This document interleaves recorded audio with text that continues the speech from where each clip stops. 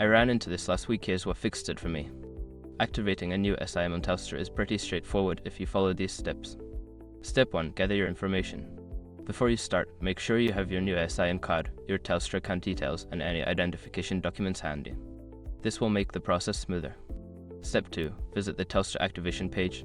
Go to the Telstra website and find the SIM activation section. You can usually find this under the support or customer service menu. Step 3. Enter your details. Fill in the required fields with your SIM card number and any other requested information. This typically includes your account number and personal details. Step 4. Confirm your activation. After entering your details, review everything to ensure it's correct. Click the Confirm button to activate your SIM. If you see a message about a mismatch, double-check your account number. Step 5. Restart your device. Once activated, restart your phone to ensure it recognizes the new SIM. This step is crucial as it refreshes the network settings.